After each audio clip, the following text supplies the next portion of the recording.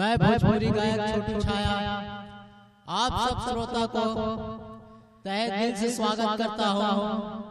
आज मैं बहुत दिनों के बाद वीडियो बनाने जा रहा हूँ और बहुत ही अच्छा, बहुत ही प्यारा आज का सॉन्ग है, निर्गुण सॉन्ग मैं गाने जा रहा हूँ।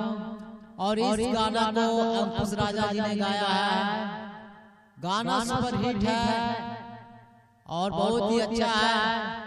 जितने भी हमारे श्रोता, जितने भी हमारे दर्शक हैं, सभी से अनुरोध करता हूँ कि एक बार इस गाने को जरूर सुने, प्यार दे, दुलार दीजिए और अपना आशीर्वाद दें। अगर आप सब हमारे चैनल पर नया है तो प्लीज हमारे चैनल को सब्सक्राइब करें, वीडियो को लाइक करें और ज्यादा से ज्यादा शेयर करें और मुझे सपोर्ट करें। तो चलते हैं वीडियो की ओर, सुनते हैं इस गाने को।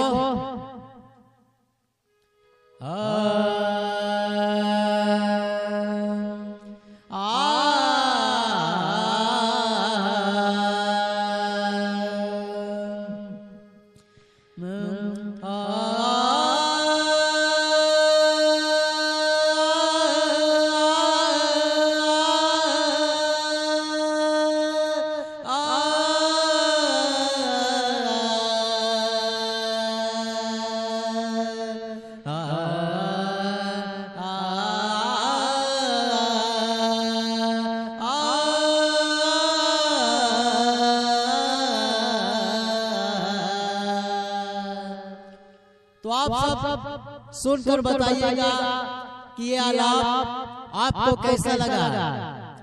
हम आशा करते हैं कि आलाप आपको बहुत ही अच्छा लगा होगा। तो चलते हैं इस निर्गुण सॉन्ग की तरफ और इस गाने का आनंद लेते हैं।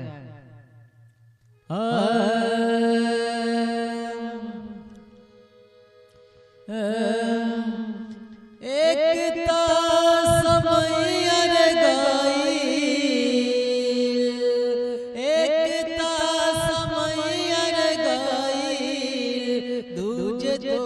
गलती रे भाई, एक समय गई दूजे तो से गलती रे भाई। अरे सजनी रे तीसर चुनरिया तो हमारा। अरे सजनी रे तीसर चुनरिया तो हर मायरा। एक समय गई दूजे तो से गलती रे भाई। एक समय गई दूजे तो से गलती रे भाई।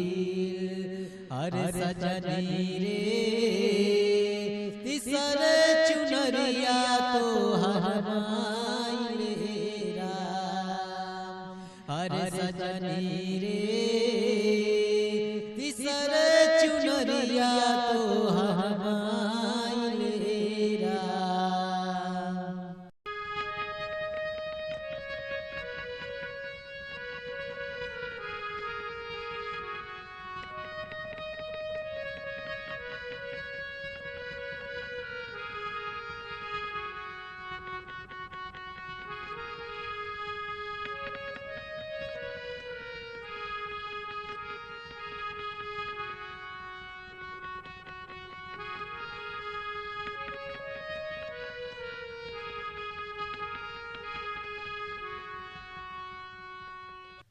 तो हम आशा करते हैं कि ये गाना आपको बहुत ही अच्छा लगा होगा, बहुत ही पसंद आया होगा।